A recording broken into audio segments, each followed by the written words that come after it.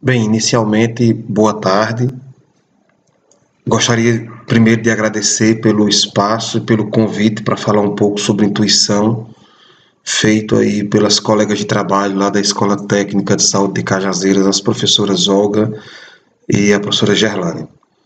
Quer dizer que é uma alegria poder colaborar com essas nossas viagens, né, Olga? Essas viagens loucas da filosofia, nesses assuntos que às vezes talvez não façam muito sentido, porque por vezes a gente não está acostumado muito a pensar como os filósofos estão, né? Primeiro, eu não sou filósofo, creio eu que para ser filósofo a gente precisa ter uma teoria filosófica e eu não a tenho, portanto, eu acho que eu sou só um estudante de filosofia que gosta de ler, e aqui Olga me pediu para falar sobre um assunto que é um pouco de minha dissertação de mestrado, talvez de uma futura tese de doutorado, quando assim o fizer, e é um grande prazer poder falar um pouco sobre intuição. Durante a história da filosofia, num campo específico chamado epistemologia, ou gnosiologia, ou, para o português, teoria do conhecimento, dois tipos de saber se revezaram, a dedução e a indução. Ora, a dedução, tido como conhecimento racional por excelência, aquele que parte de premissas universais para chegar numa inferência particular, defendido por grande parte dos filósofos. A indução, um conhecimento, uma modalidade de conhecimento, um método de saber muito específico da ciência, enterrado pela filosofia e redescoberto por um inglês chamado Francis Bacon. É ela que fundamenta a ciência, aquela que faz a gente criar generalizações necessárias a uma teoria, faz a gente sair de inferências particulares até chegar numa teoria do geral, numa teoria universal. Mas um terceiro ponto, ou um terceiro modo do conhecimento que a filosofia deixou meio que abandonado ou relegado ao terceiro plano, que é a intuição.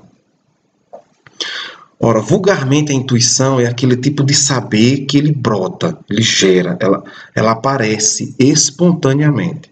Ela não é causada por uma afirmativa universal, como é a dedução, e ela não é causada tampouco por afirmativas, uma sequência de afirmativas particulares enumeradas suficientemente, conforme seria a regra da indução. Ela simplesmente aparece.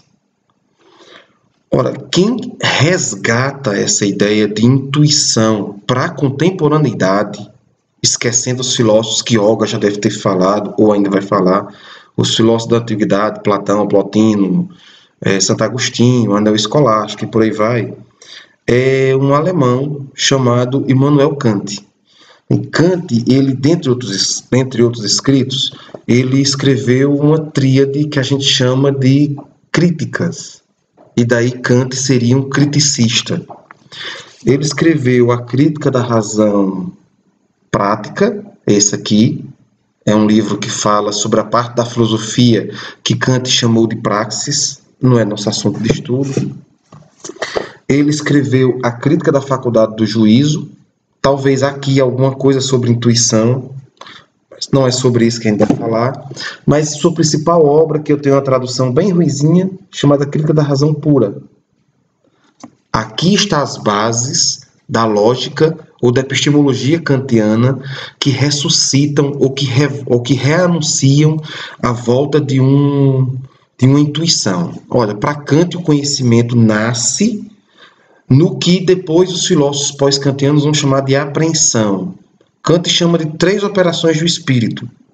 O espírito, que não é um conceito religioso, mas é aquilo que Aristóteles disse ser a capacidade racional e pensante do ser humano. E, portanto, essa capacidade racional e pensante, ela tem 3 fases, ou ela tem 3 etapas. A primeira etapa é a apreensão. Kant chamou isso de intuição. É o momento em que o objeto se dá imediatamente ao sujeito, ou seja, nós olhamos para as coisas ao nosso redor e as entendemos sem precisar pensar nelas. Nós simplesmente as apreendemos. Ora, dessa apreensão nós temos as ideias, nós temos os termos, se formos transcrever isso em língua portuguesa. Se essa escala de conhecimento ela for mais aprofundada, nós vamos chegar no que Kant chamou de sensibilidade, mas alguns filósofos preferem chamar de juízo, a faculdade de julgar, associar uma ideia a outra ideia. Nós pegamos produtos das intuições simples e os associamos. Por exemplo, quando falamos a caneta é azul, associamos a ideia de caneta à ideia de azul. A ideia em si de caneta nos veio por uma intuição. A ideia em si de azul nos veio por uma intuição, segundo Kant. Quando complexificamos esse pensamento e digamos, por exemplo, a caneta azul falhou, nós estamos criando uma ideia promovida ou provocada pelo entendimento, que muitos de nós é chamado de raciocínio. E é a partir do raciocínio que nos vêm os conceitos. Portanto, percebam, na hierarquia de graus instituída por Kant, a intuição é a porta de entrada do saber. Só é possível ter qualquer tipo de conhecimento porque ele nasce no conhecimento intuitivo. Ele nasce nessa premissa básica. Portanto, para eu conseguir formular um conceito, eu preciso, antes de tudo, ter uma intuição. A intuição, portanto, é sua porta de entrada. Mas não é isso, não é bem isso ainda que eu quero falar. Isso é apenas uma propedêutica.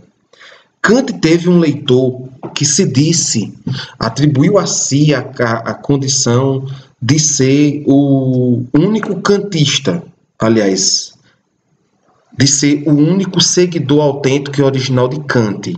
Ora, eu estou falando de um filósofo também alemão chamado Arthur Schopenhauer, esse aqui. Beleza não é um bom atributo dele, né? Arthur Schopenhauer é um alemão que eu estudo já há uns 14 anos. Inclusive, escrevi minha dissertação de mestrado nele. E é a teoria dele que eu quero dar um enfoque especial.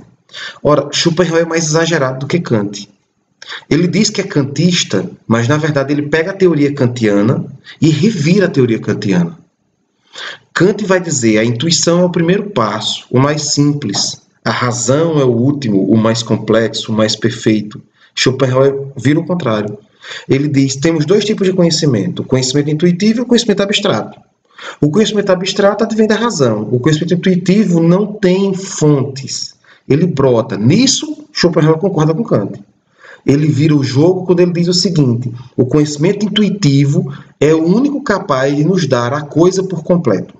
Porque quando nós começamos a raciocinar, nós começamos a fazer hermenêutica, nós começamos a entender mais do que tem o objeto. Portanto, a razão ela deve ser secundarizada. A intuição deve ser primordial. Schopenhauer entende isso através da música, por exemplo, a música é intuitiva. Portanto, se a música é intuitiva e ela traz o em si das coisas, a razão bagunça. A razão complexifica demais uma coisa que, em tese, pode ser simples, não precisa ser tão abstrata. Desse modo, aquilo que Kant dizia serem os conceitos o mais alto grau do conhecimento humano, Schopenhauer vai dizer o contrário. Os conceitos é o mais baixo grau do conhecimento humano, porque a gente adquire o saber completo e acaba bagunçando ele, acaba tumultuando o entendimento dele.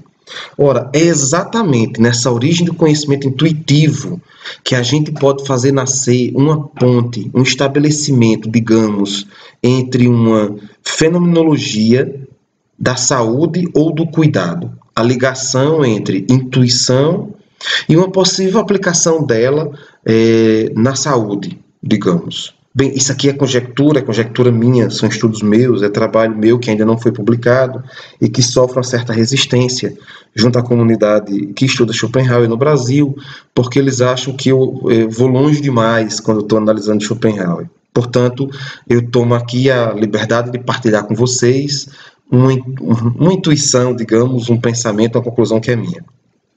Vejam se vocês concordam comigo.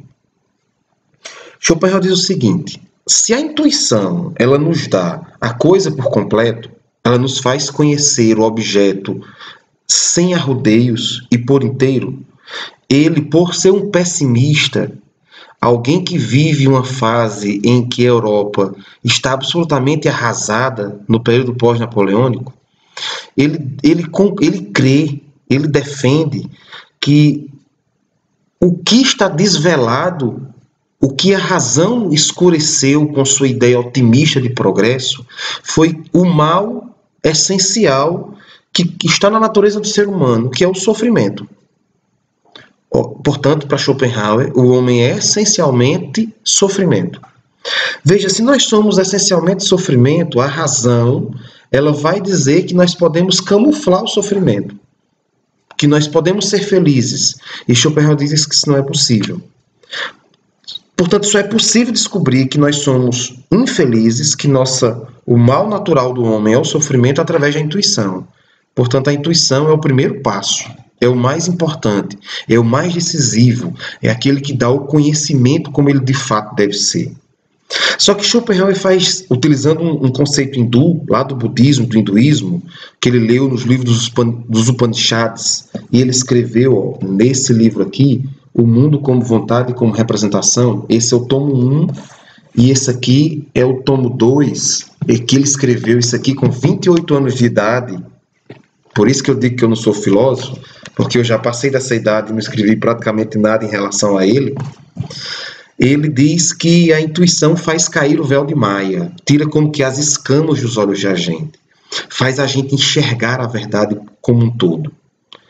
E só há uma ação, uma atitude, quando essa intuição faz a gente perceber que o mundo em si é sofrimento. Vejam bem, se o mundo todo é sofrimento, eu sou sofrimento, o outro é sofrimento.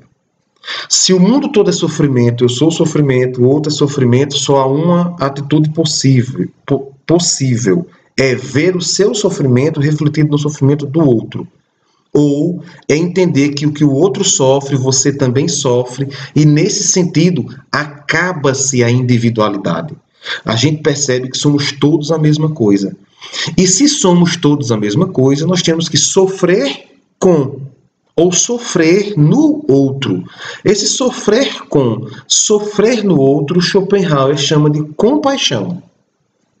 Ora, compaixão nada mais é do que esse sofrimento acompanhado, que eu ouso, na minha interpretação, ir um pouco mais longe, é a garantia ou é o fundamento de uma possibilidade do cuidado. E o que é a saúde? E o que é a fenomenologia da saúde? Se não é o trabalho epistemológico da compaixão e do cuidado, a sua grande base e a sua grande origem. Então, creio eu que, ao ver a superação que Schopenhauer faz, Arthur Schopenhauer faz, da filosofia de Immanuel Kant, nada mais é do que abrir a possibilidade da gente, pela intuição, por esse conhecimento que se desvela sem significados e sem outras interpretações, fazer com que a gente entenda que nós não somos distintos uns dos outros, que nós somos semelhantes uns aos outros e que, portanto, quebradas essas hierarquias, ou de título, ou de renda social, ou do que quer que seja, descobrirmos que, porque todos somos seres sofrentes, todos estamos como que obrigados a criar uma grande comunidade do cuidado, onde vamos cuidar uns dos outros e aí, porventura, em outros desdobramentos, cuidar também do nosso planeta. Bem, espero que possa ter ajudado, espero que não tenha criado mais dúvidas do que entendimentos, e dizer a vocês que para mim é um prazer novamente poder colaborar, e um abraço e boa tarde a todos.